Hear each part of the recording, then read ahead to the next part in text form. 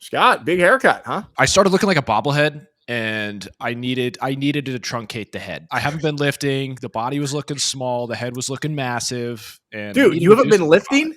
It's a big brain from Yale. Hey, That's what man. it is. Big Yale I've been on like a month and a half skid here of doing absolutely nothing. It's pretty brutal, and now it's like I'm looking at my workout gear and it's just collecting dust, and it's going to be tough to get back into it. Time out. You have workout gear? What is that, like gloves? I got the gloves. What has happened to you? You wear gloves? No. Scott, are you getting any sweat in? Are you getting any sweat in? Hold on. This is important. Yeah, strictly out of stress and anxiety, I would say. Okay. That's where I glisten most.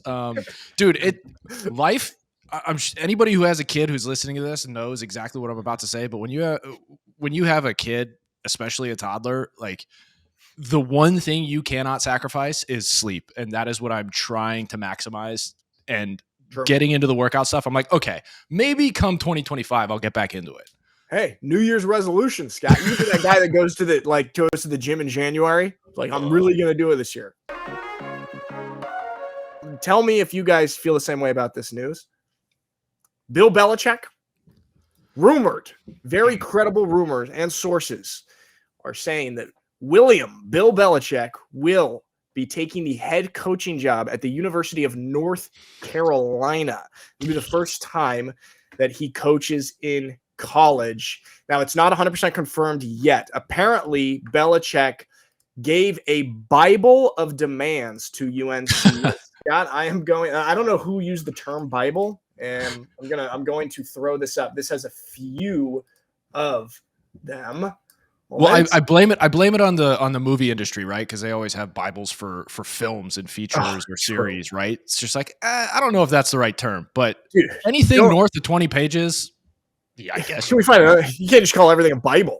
All right, here you go. That's part of the reason that I left film school. We get more on that later. All right, here we go. Bill Belichick Bible. Here's just a couple of things, and for our audio listeners here, I'll read a couple.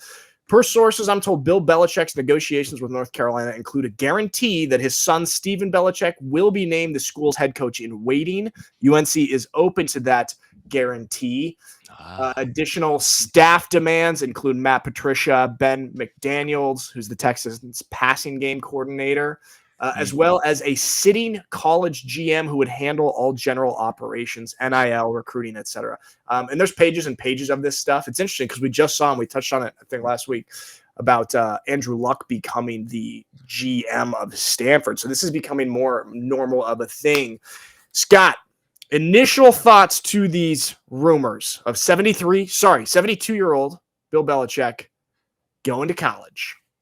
Yeah, I find, look, it's Billy B, right? So UNC would be dumb not to consider this guy. But at the same time, they just got rid of a 70-year-old plus man. 73. At the helm. 73, yes, in good old Mac. So it's interesting. In my gut, I got a sneaking suspicion that this is kind of just bait that's being floated out there for us and for fans and people. Because it's just like, it's so much conversation fodder. And it feels as though it's a little too nepotism sort of laden, especially with his son here, that having a stipulation like that, like it just doesn't make sense from a business standpoint, in my opinion, for somebody like UNC or an organization like USC to like capitulate to that, right? It's just, it doesn't seem right for them to do that. Yeah. I know what you mean. I know what you mean on that it's like, it just kind of almost seems super far-fetched, but like these are pretty credible rumors. So I don't know. Sources. There's sources. But apparently that Bible had 400 pages of structure, like payment plans, staff choices. And so it is something, the thing that I find to be interesting about it is this possibly entering us into a new generation of what the college football coach could look like, or what could work in college? Because, of course, we've seen coaches who work really well at the NFL level, but not at the college level, or work really well at the college level, but not at the NFL level. Obviously, we've touched on this on the show a bunch of. It's different ages, different guys that are at different stages in their life, right? College versus NFL. However, with all the NIL stuff and these college players essentially becoming professionals, are you going to need coaches who are used to dealing with professionals and having a GM structure like that? Is this going to become a more common thing? What do you think about that idea? I think this is incredibly important for parents who are trying to have their, call it immature high school young men molded into grown men, right? So like having somebody like Bill Belichick at the helm of a university and a program like that, they know they're going to get somebody who's going to mold their kid into a man immediately, both in like, call it the life aspect of things, do your job, no one's going to give you a handout sort of approach. And then on top of that, just getting them ready for the business world that is the NFL, right? So treating that first step of college as a business more so than an experience, which you can still get, right?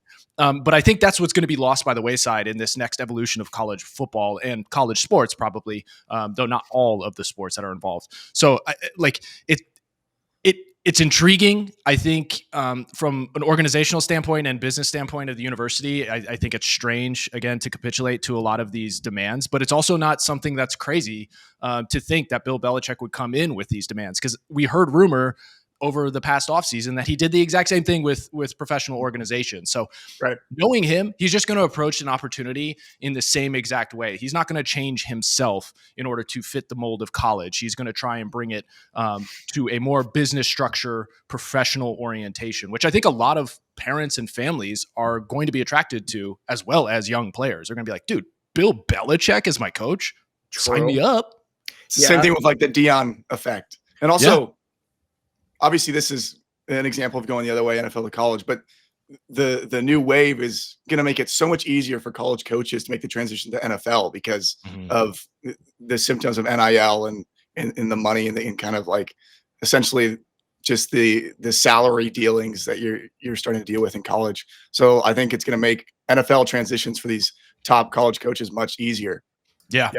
That's a Scott, good point. Will you throw this up? Hilarious meme. I got my memes. I got some of my memes. Bill Belichick trying to recruit high schoolers.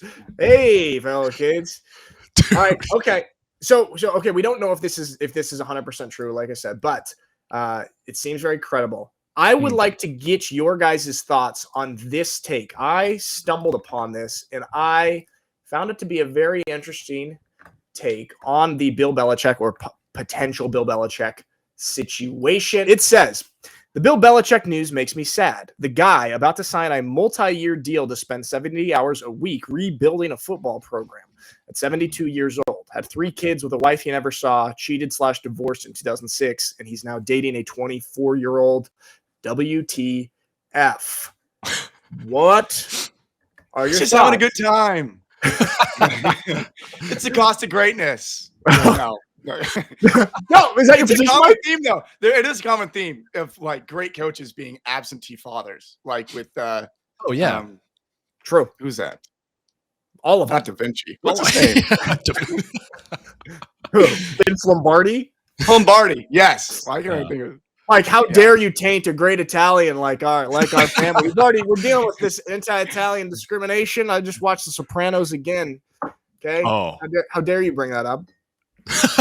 No, I think Mikey's got a point there. Like, look, we've all heard of the stories of like those guys who go up and get that mustard colored gold jacket, Hall of Famers, where they're like, in order to get this, like, I have to I have to stand here and somewhat apologize to my family for not being present. But the only way I was able to reach the heights of my life was because you allowed me to essentially sacrifice you and my time spent with you. So it's like, that's Mikey's right. The sacrifice of greatness is essentially your family and your life and everything like that. And it's very clear Billy B might be going through something with the current things going on in his life and his choices. I mean, yeah, okay. But is it not possible to be great at something and still have a cohesive and loving family life? This is a great musing question. Yeah. Oh, yeah. Look at over here. Musings, Mike. Okay. Hey, took your job. Sure. Okay. Yeah. You can be an intern at my musing station. Okay. Thank you. No, it's definitely possible to do that, but I don't think most people are wired or capable of pushing themselves to incorporate all those aspects of life that are incredibly important. You can get so obsessive with something, and in order to be great, you kind of have to have that psycho mentality, that obsession. I've mentioned it before with these owners of the organizations in the NFL. Like, they've had to do that to a certain extent in order to become what they've become, maybe save for the Walmart family, but all that to be said, like, you have to have some sort of obsession, and things have to be sacrificed, which is usually time, and unfortunately also with a lot of these people, family, or those decisions to have family. So I think it's possible to do both. It's just a matter of people being strong enough in their own characteristics and will to make sure that they walk that line. Yeah. And there could also be an argument to be made that kind of just chasing your career and chasing greatness in your career is also another way to get back to your family, because you're giving your kids such an example. Right. Also, there's the argument of the shadow, but such an example, because the kids follow what they see you do more so than what you say, obviously. So if they see the example of you chasing greatness and putting your all into something, it could dampen the blow of being God all the time. What if they decide to see the example of you kind of abandoning your family? Okay. Well, then you get into the argument of you have two kids with an alcoholic father. One grows up being an alcoholic. One grows up never to drink, and they both say, "Why? I had an alcoholic father." That's true. That's not that kind of kids. Two things can be true at the same time in this situation. So, like, depending on the child, and in that minimal time that the person who may be sacrificing time with their family, if they're able to recognize that they are putting that sacrifice, on the table, they can at least maximize the small amount of time that they do spend with the kid in order for them to realize, like, hey, one day you'll understand. I know this is tough, but, like, I'm sacrificing for you. And it's clear Bill Belichick is bringing his son along for the ride. Like, it's not like he's sacrificing his kid. He's been on his staff for quite some time now, and he's trying to, at least by these rumors, allegedly get him a job after he leaves. Yeah, so that is a good point. We do have to give him that. He is almost as good at nepotism as LeBron James. Gosh, can somebody earn something on their own merit in today's society, please? Oh, dude. No, but what also doesn't make sense about this whole thing, and why I'm a little skeptical of it even being true, is, like, yes, obviously Bill would be sought after by many, many different levels of football, right? But, he's going to give them all that Bible, quote unquote, to every organization, whether it be NFL or UNC or any other college, right? He's going to tweak it for the level, but he's going to offer that to everybody. And what's crazy about this, and the thing, again, going back to my gut feeling, is, like, there are too many opportunities in the NFL right now, coaching wise, in which, like, you look at the Giants, you look at, where Daboll might be on the hot site. You look at the Jets, you look at, granted, there's a relationship there, but you look at too many organizations across the board that there are opportunities for Bill Belichick and his son, if he so chooses, to come along and join and revamp, because I don't see the guy who's this close to getting an NFL record that is wildly difficult to reach, walking away from it just to mold kids. Yeah. See, but I don't know. Yeah, but I don't know if now college anymore. That's not going to be the job of molding kids. I think that is going to be closer and closer to NFL, which is, and I know it's a byproduct. It's a byproduct. I know that I've hammered this over and over almost every single show, but I hate that, because that's just we're becoming it's a weird B version of the NFL, and I hate it. Okay, so there. All right, so we'll see. We got to move on, but that was a fun rumor talk. Mikey, what were you going to say? I was going to say I had one more thing. Okay. Here's the other side of the argument is guys like that. Okay, they make it to the pinnacle. How many more Super Bowls are really going to make you happy? So that's why you come back, and then the impact on the kid is really what the reward is now, because you've already achieved all these accomplishments externally, and so now there is actually reward for him just chasing the development of kids and molding kids. The only kid that he's having an impact on is his 24-year-old girlfriend. Okay. And I speak from a place of never mind. My fiance's 25. Okay. I'm not 73. More or less. More or less. All right. Moving on to another once great, shall we say, player in the NFL. Scott, I want to get your thoughts on this, because I know your dad played against him. This was going around on social media yesterday. It came out from a documentary. And if you will throw this up, please, Scott, can you see that? Is that going? Oh, yeah. Oh, there we go. All right. Mark Gastineau, one of the all-time great pass rushers, he confronted Brett Favre about Brett Favre basically giving Michael Strahan the final sack to beat Gastineau's record. And if you've watched the clip of Brett Favre getting sacked by Strahan, it looks very much like, okay, Favre just kind of slid down. He let Strahan sack him, and he actually congratulated him and hugged him right afterwards. So that's kind of the context of it. But here is Mark Gastineau confronting Brett Favre. It's about 30 seconds. We met a long time ago. At least I saw you. Right. How you doing? When you fell down for him. I'm going to get my sack back. I'm going to get my sack back, dude. You probably would Such hurt an me. awkward situation. Well, I don't care. You hurt me. You hurt me. You hear me? Yeah, I hear you. You really hurt me. You hurt me, Brett. We got to get back to this, Brett. I'm sorry. The handle. You tell Okay, so first of all, I just want to throw one thing. That handler is a good handler. We got to get back to this. Handler. So it's a good handler. All right. What are your guys' thoughts on this awkward, depressing, weird situation? Dude, yeah, part of me, my skin's just crawling here because it's cringeworthy to watch somebody be in this position because we've all kind of been in a situation like this. Granted, it's not somebody that's confronting us about necessarily football, but like we've all been in awkward situations where there's literally nothing you can say to somebody who's speaking to you or like expressing an emotion like this.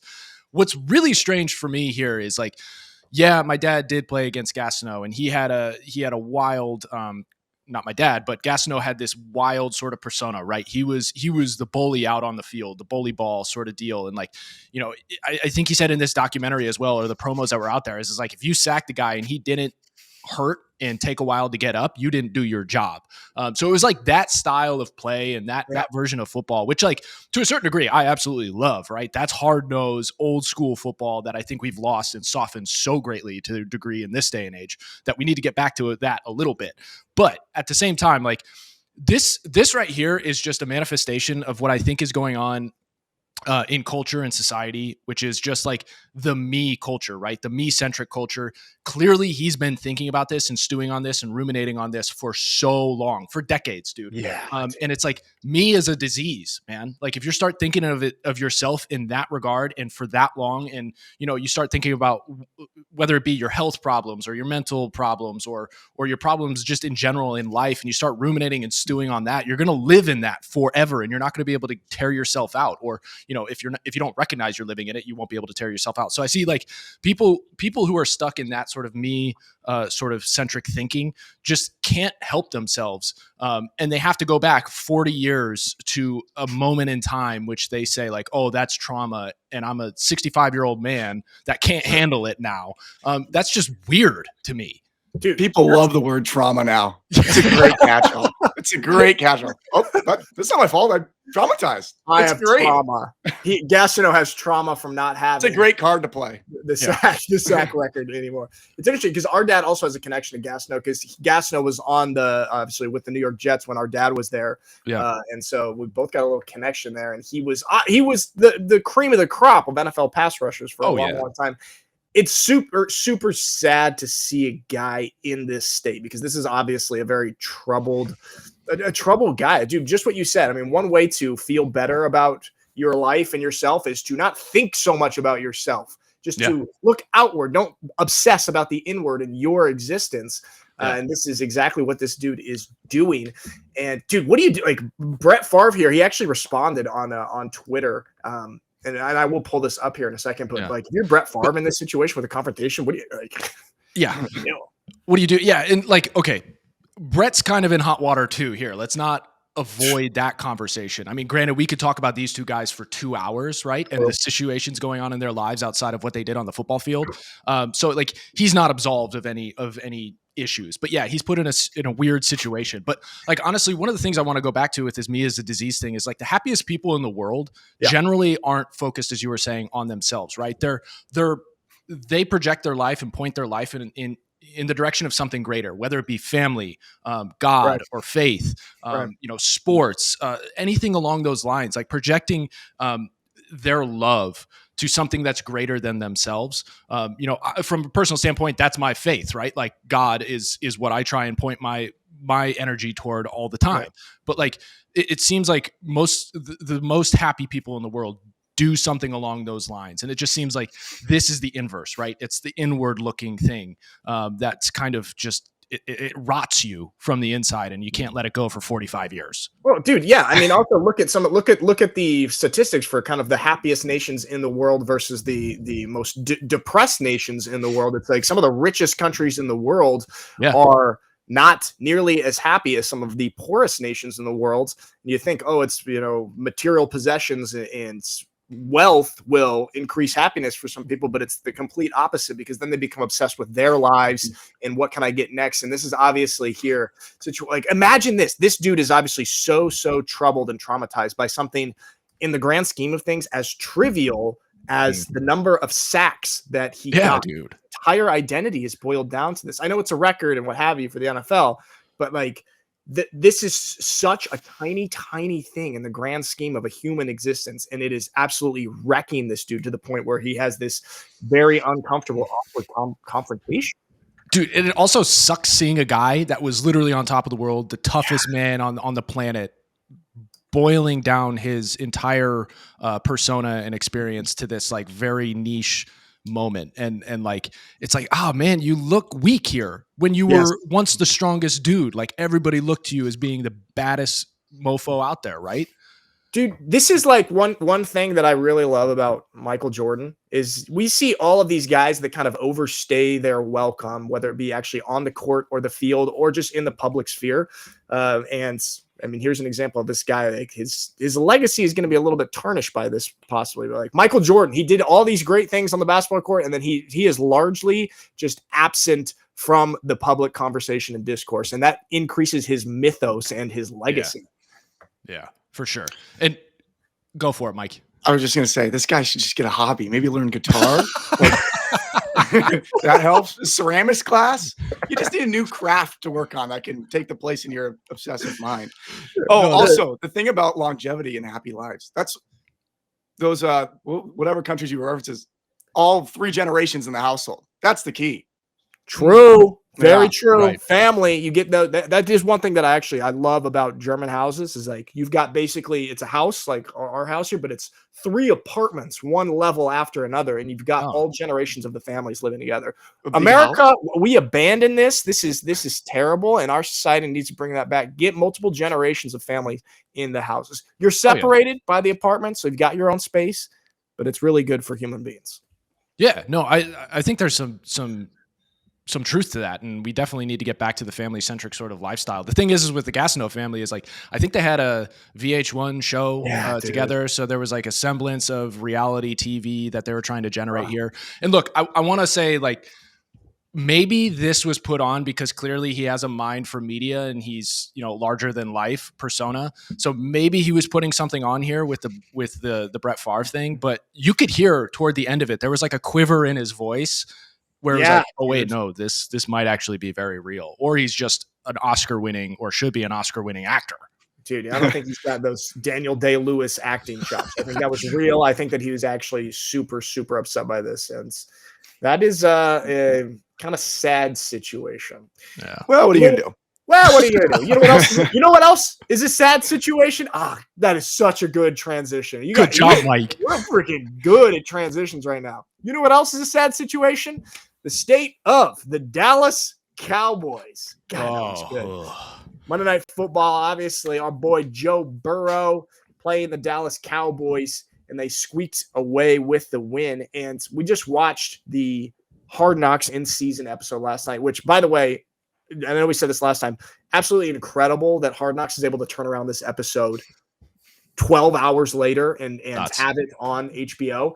Thoughts on this, Scott? The Bengals are still having a sliver of hope for playoff contention. What do you feel? I mean, good for Joe Burrow finally squeaking out a W after playing really well, right?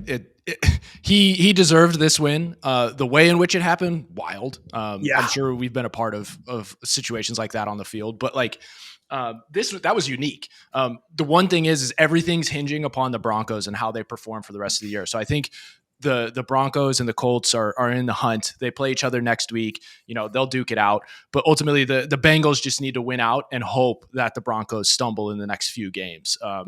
Just to have a shot. But the fact that they have a shot is incredible. And honestly, all on the shoulders of Jamar Chase and Joe Burrow. They've gotten them to at least in spitting distance. Yes. And also, like, having a sliver of hope, like they have a shot, however small it is, having hope in life is a massive, massive thing. Okay. Even if it's just the tiniest bit, that can keep you going. So that can kind of keep the drive and the vibe and the spirit of the team alive. Check this out. I'm going to throw up the play. Yeah, Mike, go ahead. I'm actually going to push back on your hope. Okay. Okay. Here we go. Remember in Batman, Dark Knight Rises, okay, the prison, and that prison was so torturous because you could see the exit, and it gave him hope, and it made dang it. Okay, wait. Actually, I have another thing on hope. Sorry, this is actually this is good. Go. This is a good tangent. Okay, so that was the argument for anti-hope. Here's my pro-hope argument. They did an experiment with rats. Okay, where they put rats in a pool of water and see how long they could tread water to survive. Right. So with one group, they put rats in, they tread water, and they would drown in like 10 minutes. So that then another group, they'd put the rats in for a couple minutes, take them out, and put them back on land for a little bit, and then put them back in, and they could tread water for hours. Why? Yeah. They had hope. That's actually a fascinating experiment. And I actually just recently saw that again. But that hope is a powerful thing. And Mikey, you have the same brain as a rat, and so we give you a little more hope. You're going to be able to tread that water. And Joe Burrow and the Bengals are treading that water. This is the crazy play. Scott, will you throw this up, please? And we're for sure going to get copyrighted. Thanks, Roger Goodell. This is the punt block situation that allowed the Bengals to stay in it. Here, I'm going to play it here. Here, Turpin, if you can help it. That's blocked. Oh, my gosh. Oh. And picked up by Cincinnati out across the 46.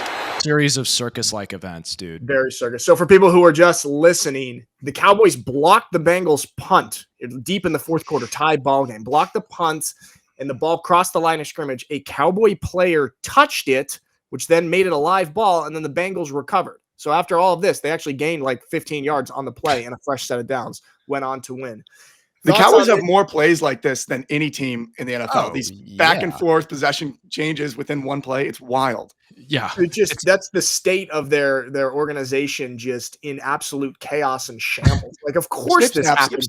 Snip snap. Of course this happened to the Cowboys. How bad do you think that guy feels who touched the punt and made it a live ball? Oh. You know what's terrible is he was activated this week to play. Oh, no. Yeah. So, like, look, the dude was in that situation. He's been the best athlete on the field for as long as he can remember, and every time he stepped onto the field, right? So, like, this moment, he's probably sitting there. And it's like he has talk about hope, but he has just a confidence in his athletic ability to where it was just like that was a routine play, right? See ball, get ball. Like, I'm going to react and grab it. So it's hard to fault him there, but like you got to have the mental wherewithal to get away in that situation.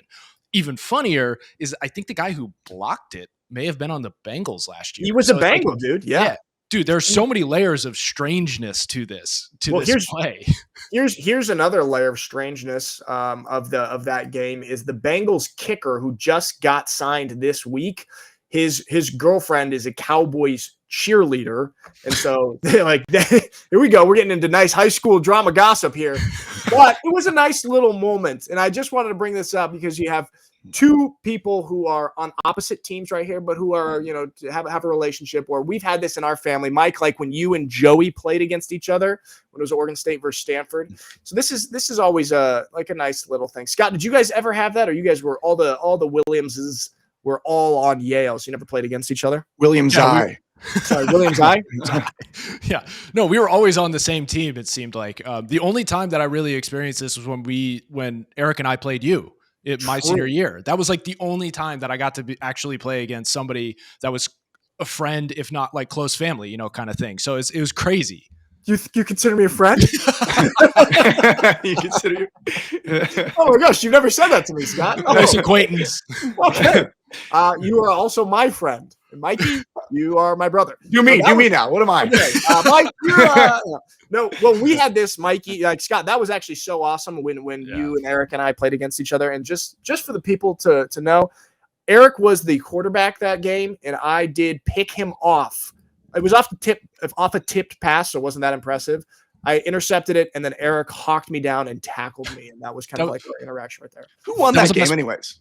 That was the best part. Is like I was the senior, second/third string linebacker, just watching the game unfold, seeing you two duke it out on the field. Like Eric as a freshman, I'm like, got the best seat in the house here for this. Nice, yeah. Hey, we got a good picture after the game right there. That was but we did lose. My nice crisp jersey that wasn't tainted whatsoever by sweat or It's my didn't even have to wash it. Yeah, there we go. Mike, how about that? How about when you and Joey played against each other when you were on Oregon State? Joey was actually out that game because he had surgery on his fingers or something, and that week. And he could have played with a club, but he decided against it out of fear, I presume. You think he was scared of you? Probably. Yeah, I had a couple plays where I was one-on-one with the Mike or whatever, and it would have been one-on-ones against Joey, and so it would have been really a crazy matchup. Mike, why don't you clear your throat? It sounds like you got a little fun. I can't. He's getting emotional like Gastineau. I woke up with the flu, I guess. I caught the flu tonight. So did I. He's getting emotional like Gastineau. There we go. You know what? It's fun. It's fun to have that kind of situation. It's even more fun to be on the same team as your brother. Mike, wasn't that fun in Germany? Yes, very fun. Yes. I sense a hint. There's a hint of something in that. Sarcasm? No, that's just my voice. Okay. There we go. All right. Speaking of college football, all our time in college football, we've got some chaos going on in the collegiate football ranks here. Let me pop this up. So the chaos of NIL and everything, we've seen it, and here it's getting ridiculous. So Jack Pyburn of Florida wanted some guarantees to remain at his university to keep playing football for Florida, and his demands $45,000 a month. Guaranteed starting position at outside linebacker, guaranteed to play on third down, and more snaps in the rotation. Florida was not willing to meet these guarantees, and so he entered the transfer portal. What are your thoughts on this? Do you feel the same as I do, that this is absolutely insane, ridiculous bullshit? Yeah, good for Florida. Good for Florida. Like, dude, okay, we don't want you in the locker room if you think you're that entitled. Like, earn it on the field with your play, dude. Like, this is ridiculous. Also, if you're in the position where you feel you have to guarantee a starting spot, like you're not going to earn the starting spot out of merit outright, that you need a guarantee from the team, how the hell do you have the audacity to also demand $45,000 a month, you idiot? Okay, I kind of, if this is a situation where he was deciding between staying and entering the draft, I completely support this. Oh yeah, because there's so many examples of weasel coordinators, weasel coaches convincing guys who have good draft projections to stay. Okay, so they have better job security, so they can feel more comfortable, and they'll lie to these guys and say, "I don't know, you should stay another year." I saw it at Oregon State all the time. And defensive coordinators would convince these guys who had, I'm not going to say names, but one of our backers had a second round projection. Obviously, there's a lot that goes on in the process. He could slip to 4 or 5, whatever, but was convinced to stay after being on his way out the door, which was the right decision, and convinced to stay. Ended up getting hurt and dealing with injuries. Yeesh. Ended up going undrafted. Was in and out of the league in 2 years. And there's multiple examples of this that I saw at Oregon State where guys, they're like, "Why aren't you leaving?" And then they're like, "Oh, the D coordinator convinced me to stay, and he made all these promises," and they end up not playing as much or whatever, because then the coordinator or coach, they change their tune on their player, whatever. And so if you're like this in this situation and coaches are trying to get you to stay, you should have some guarantees. I need to be on third down. I need to protect my projection, my stock. So I support in that situation, but not a transfer situation. Yeah, that's actually a great point, Mikey. Yeah, that's a really good point, and you're right, because that is so messed up when college It's disgusting. coaches do that, It's more often than not the case that you're Yeah, experiencing and it's right just so evil. It's pathetic. Yeah. Well, that's Characterless men. Yeah. That's the thing, man. Like, and that's what's. I mean, Mikey. I don't know if we talked about it on the show, but we talked about it before. Like our coach in Germany, Jordan Newman, who has had many opportunities to coach in college, to come back from Germany and coach in college, and he talks about like, man, I couldn't do that. You have to be there's such an element of deception to be a college football coach, and I like morally I couldn't do that. So I mean, we're not all college football coaches are like that, of course, but it is rampant in the profession, and the profession kind of demands that from these coaches. And so when they're trying to, they have their individual aspirations as a coach to rise the ladder. They're gonna do that shit, man.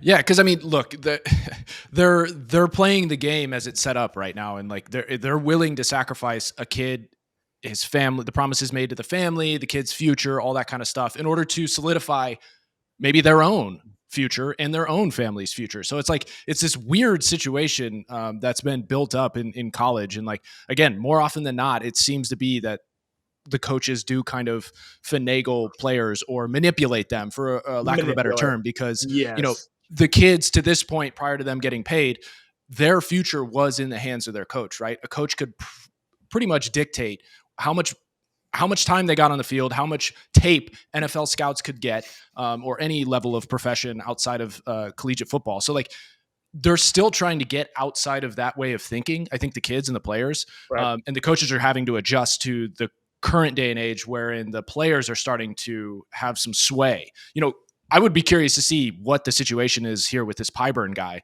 because maybe he is in that situation, and maybe he could go to the draft. But also, it's like, as you mentioned, Mikey, even guys who do end up going to the draft and have high stock or high draft stock, you know, they may not even pan out. So it's this weird limbo we're in right now with collegiate sports. Yeah. It's like, man, I know I feel like I go back and forth so much on this college football new era stuff, the NIL stuff, because on one hand, I think it does erode the tradition of college football. But on the other hand, I do like, especially because of personal experience, Mike, that we know with our family and people that we know closely who are absolutely screwed by college football coaches, that the college kids are getting a little bit more leverage. And so in certain situations, I do think that is important, and giving a little bit of the power back to them. Yeah. So I'm so inconsistent on how I feel about it. One day I hate it, and one day I'm like, pendulum just keeps swinging. That's also, I want to be careful of how I'm coming across of having this attitude of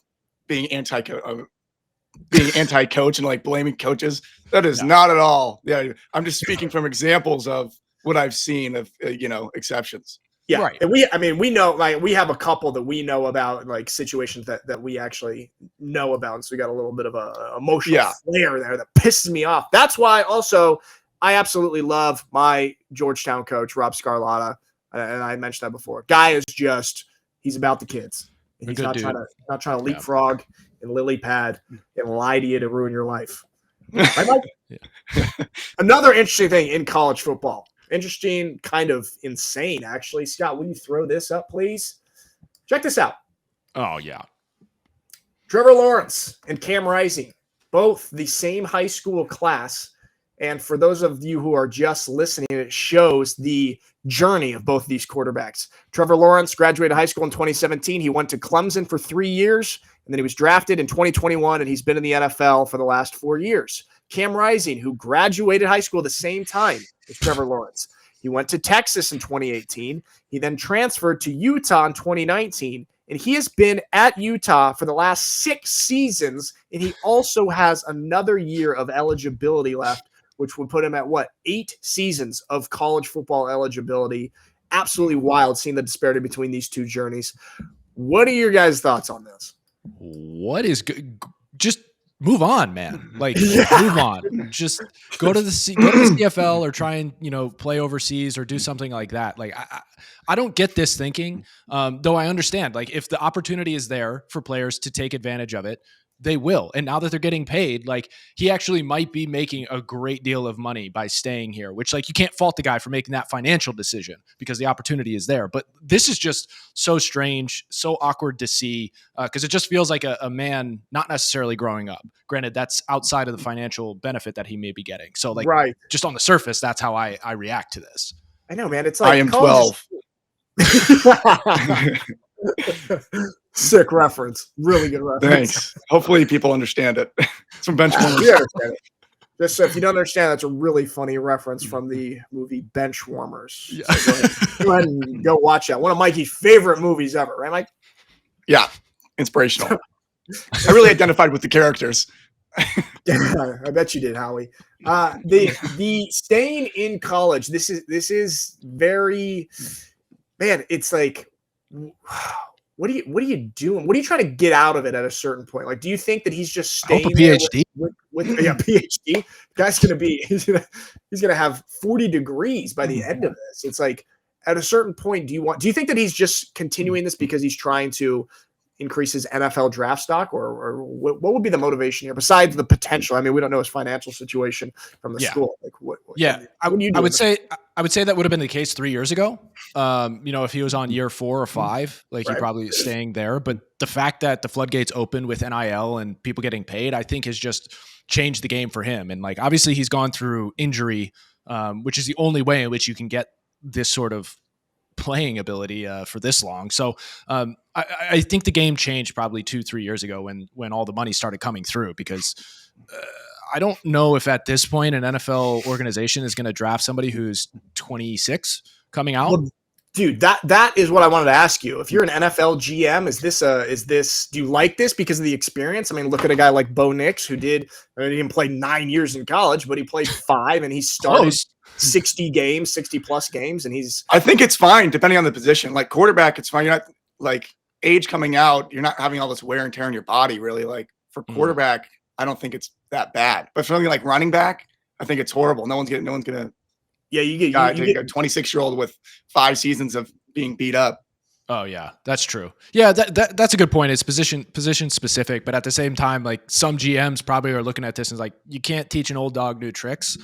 So to get a 26-year-old who has been so ingrained in the college speed, the college system, and all that kind of stuff, like how quickly could they get to the NFL and develop before they're of retiring age, which is around 32. So like you're going to get how much will you get out of that investment is the big question. And I don't think a lot of GMs are going to make that gamble if they can go get a 22, 23-year-old. Dude, yeah. If he comes back for an 8th, what is that, 9th or 8th college football season, dude, it's like, grow up. I mean, grow up, dude. Get a job, okay?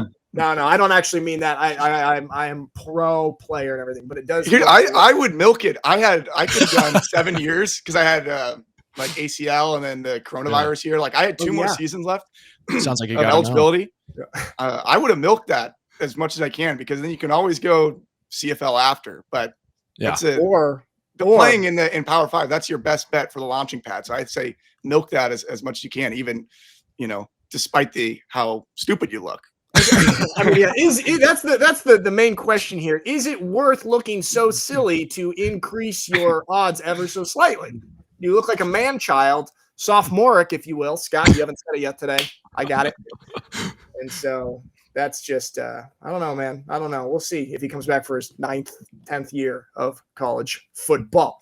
Yeah. Mikey, I know you had another musing. I know we had our interesting musing earlier about greatness, balancing that with family, but I know you had another one that you wanted to muse with us. Yes, I did. And I've written it down here so I wouldn't forget. Ooh. Okay. So here's a case study type of thing.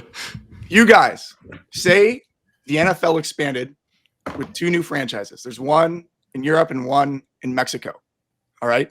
You get to choose who you want to head up as GM. You have 3 free steals. So if everyone's available to steal, who would you grab immediately for your new team?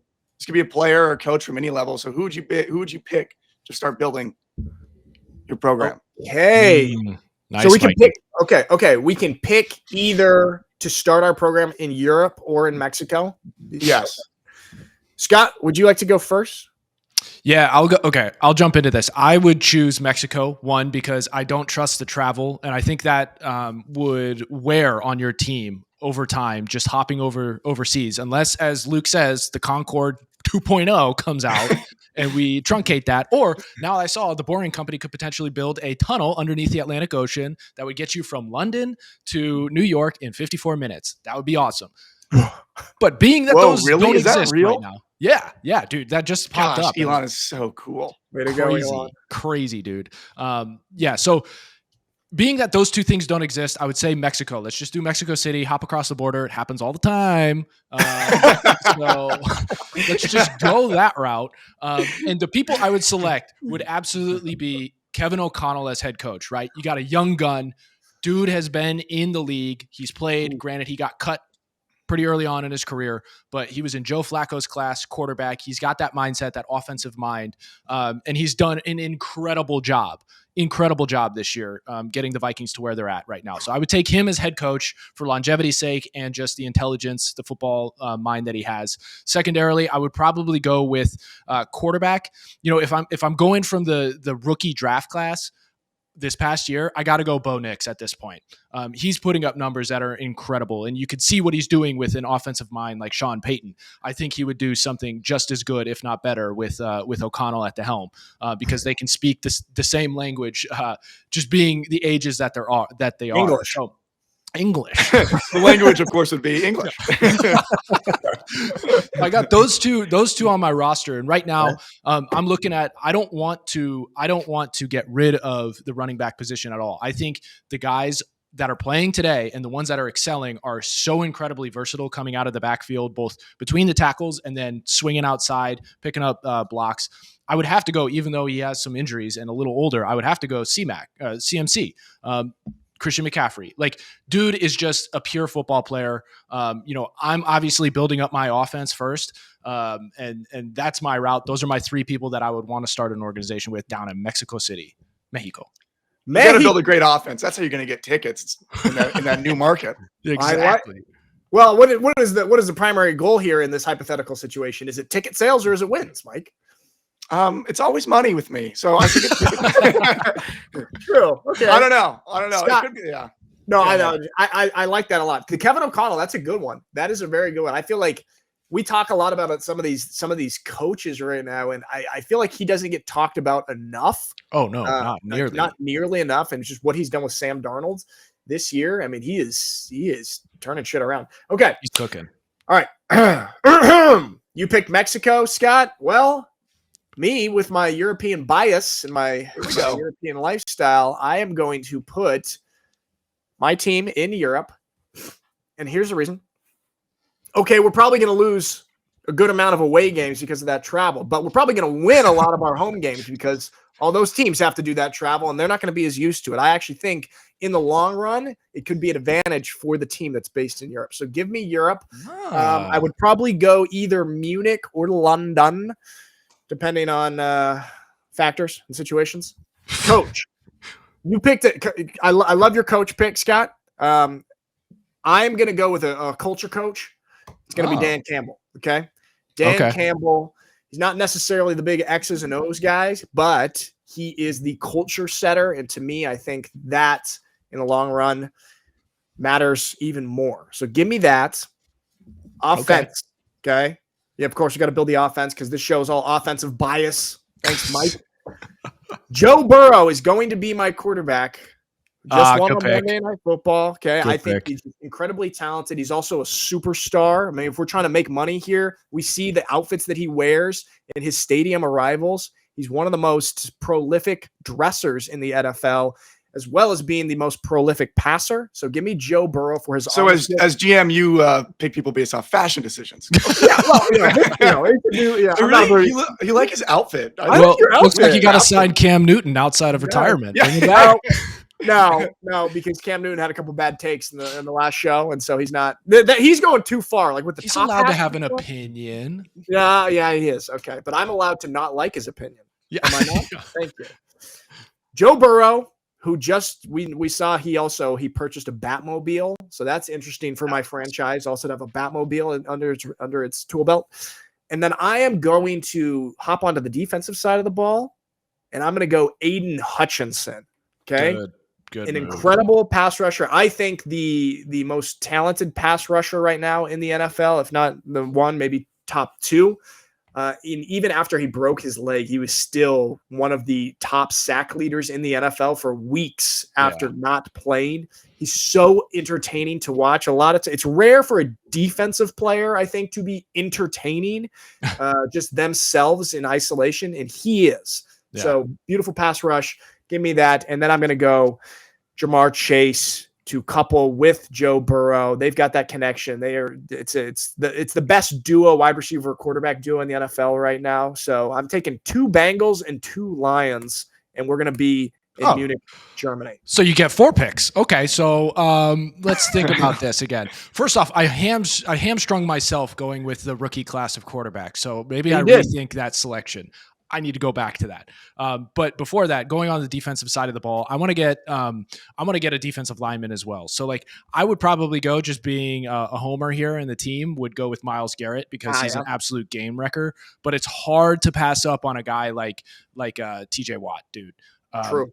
Those two, I think you can really create havoc on the defensive side of the ball, put pressure on the other quarterback to just get things moving. So I would select either one of those 2 dudes. And then quarterback wise, Joe Burrow, that's too good of a selection. So, man, I got to switch it up from Bo Nix. Pretty easy to go with Lamar Jackson at this point. I think he's right. Scott's building 2 franchises, Mikey? Is this allowed? Disqualified. You're disqualified. Sorry. Yes, I win. Speaking of those pass rushers, I mean, did you watch the second episode of Hard Knocks? It was so cool to see just how much, I mean, we know this just from like being in college meetings and rooms but how much emphasis and scheme and energy you have to put to stopping an elite pass rusher. All of the talk and tape that went on, like, of them trying to stop TJ Watt or them trying to stop Myles Garrett and all just like these little strategies and everything. It's just, they are so disruptive, dude. Yeah. Yeah, it's so valuable to have somebody who can get especially young quarterbacks as they keep coming through the league, just so uncomfortable back there. And then even the good ones, like if you get guys hearing footsteps, they're going to make decisions and sometimes rashly, and that's what you want on the defense. Yeah, absolutely. Mikey, do you have any choices for your? He would put his team up in Toronto. Okay. Let me see what I can do. Toronto, Canada. Toronto. Yeah, you would. Okay. I'm definitely going to Mexico. Good weather. Okay. And also, everyone's going to want to play there because your salary, you're going to live like a king down in Mexico with NFL salary. It's going to be nuts. And I feel like the crowds in Mexico would be so fun. It'd be incredible atmospheres to play in. That's a good point. Apparently, people love Mexico City. Apparently, it's like a very, very cool spot. You ever been there, Scott? Never been to Mexico. My wife makes fun of me all the time. Granted, she grew up in Southern California, which is like a real thing for Southern Californians to just hop across the border. There you go again. Vice versa. But I've never been to Mexico. I've only been to like Central Eastern Europe, which is very odd. I've never been to Western Europe. What is your consideration? What do you consider Central Eastern? So I'm thinking the Czech Republic and then East. So I've been that. Okay. That's fine. Yeah. All right. Because the people in like the Czech Republic and Hungary and Poland, they do not like to be called Eastern European, and they're adamant that they are Central European. Hey, yeah, exactly. They get angry. They get angry if you mess that up. So Eastern Europe had like a, not a great reputation for a while, but they're on their way back. They're doing just fine. Lastly, what, you don't like that? Lastly, one last thing we have, because we're at 54 minutes right now. Want to get your guys' thoughts on this, which I think is absolutely ridiculous. So after the Ohio State Michigan game and all that drama with the flag planting and players getting pepper sprayed and the fights and everything, Ohio State Representative Josh Williams introduced the OHIO Sportsmanship Act on Tuesday. The act would make it a felony offense to plant flag in the center of Ohio Stadium. Wow. Are you kidding me? Real? I feel like this can't be real. No relation to this Josh Williams. Josh Williams, Scott's brother, fellow Ohioan. Dude, he's an Ohioan. I mean, close. No, this is so soft. This is so soft. I mean, I would put money on it that the entire organization, specifically football, would push back against this, because this just makes you look bad, even worse than you already did. Dude.